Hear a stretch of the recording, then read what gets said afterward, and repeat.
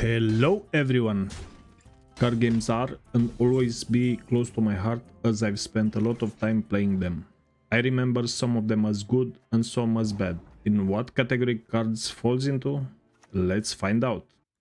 This game is, according to the developers, the World War II card game, which combines traditional collectible card game gameplay with innovative mechanics inspired by classic strategy games and real battlefield. And they are not wrong.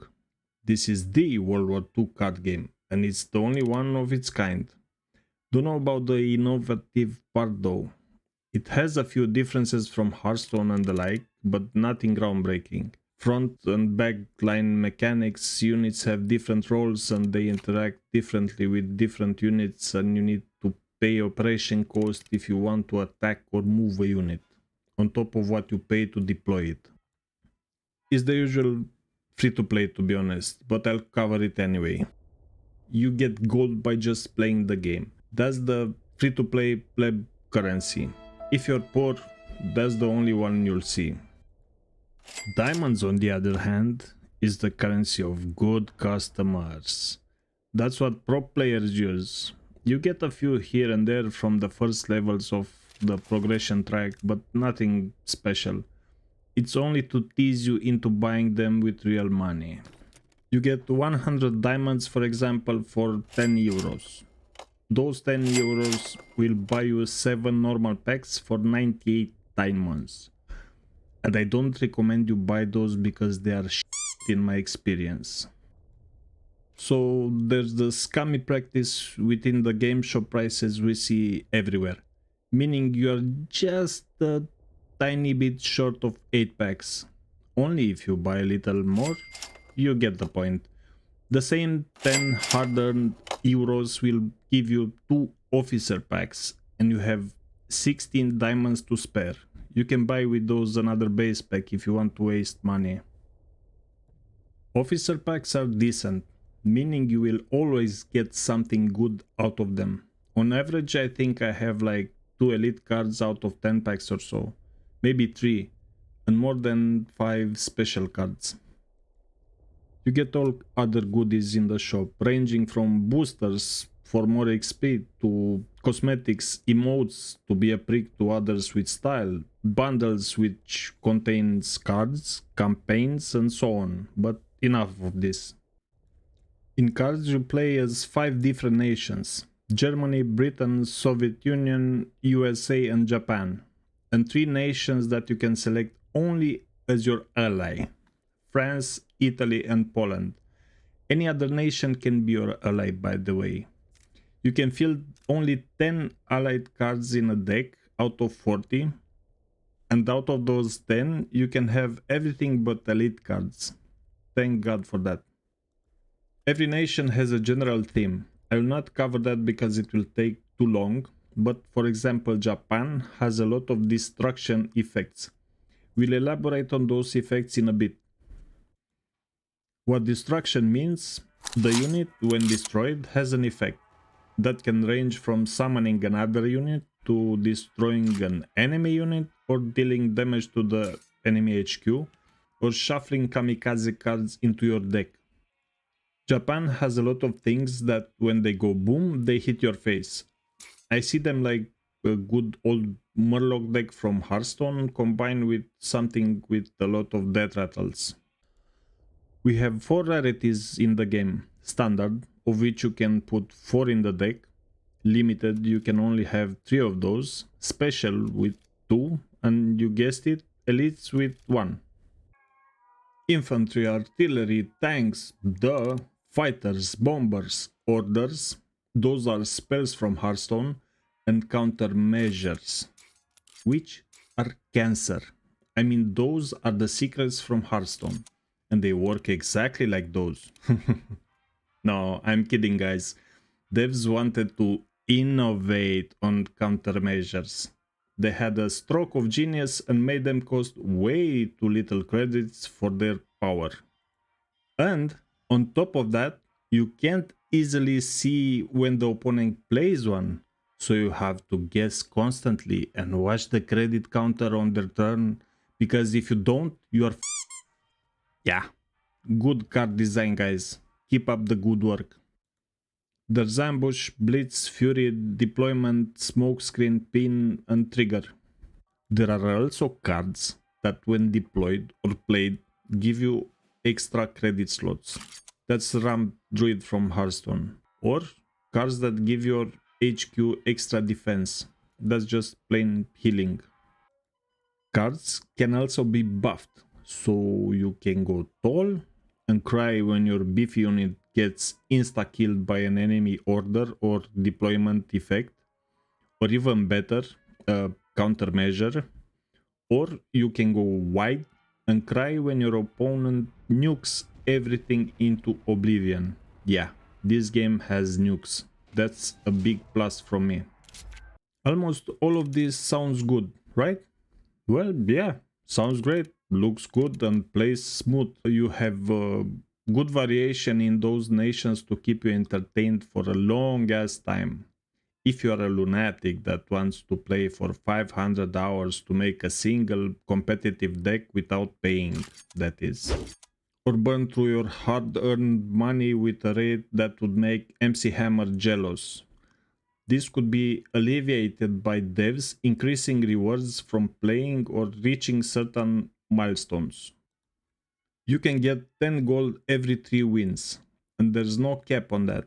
Innovation, KARDS 1, Hearthstone 0, or you can get 20 gold first win of the day, and you get 20 gold from the rewards track every now and then.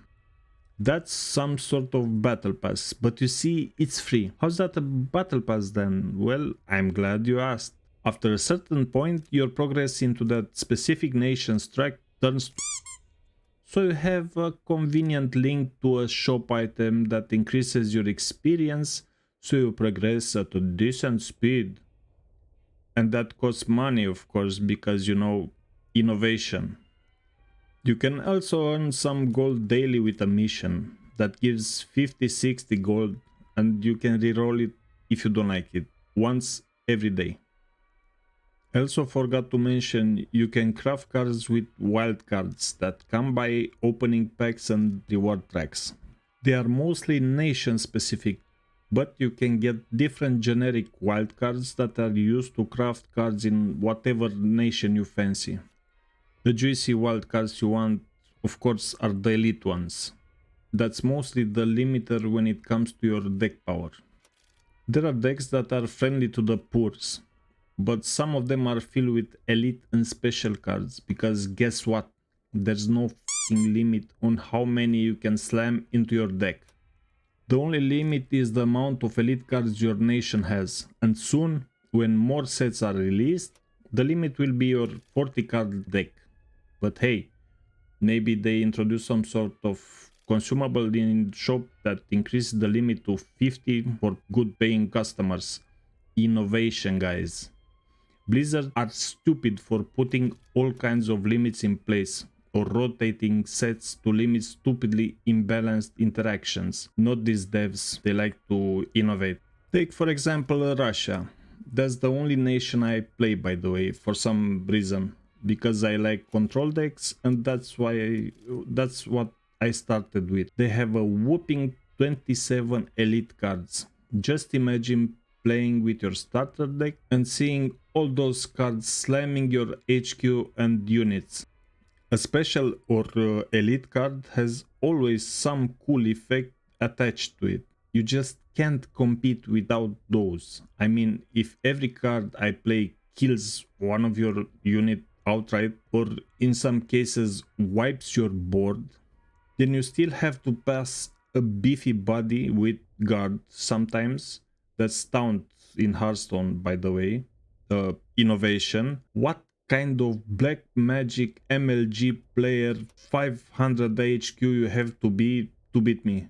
This leads to frustration, and until I completed my deck, I had plenty of frustration. If I didn't want to get Field Marshal for once, I would have stopped playing ages ago. But I'm an idiot, so you don't have to be. So to sum it up, positives are obvious. Game looks great, not many bugs, sounds great, plays great, You can also mute players. As you probably know, players are little assholes that like to rub it in your face. So it's nice to have that feature. All these add to the immersion a lot. You really feel you play something special, at least in the beginning. As for negatives, expensive as if you want convenience. Rewards from Battle Pass tracks are cool at the beginning, turning into once you unlock, let's say, 4 elite cards. That means when you reach level 200. Now think of how many of the 27 elite cards I got from that. Yeah, 4.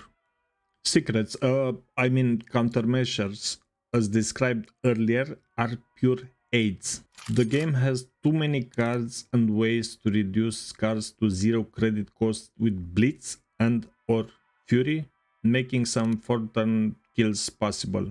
I don't like the draft mode because I feel I'm wasting time. It has bad rewards. The game also has no animated gold cards. I mean, I don't expect CDPR level of animations with parallax and all that, but come on.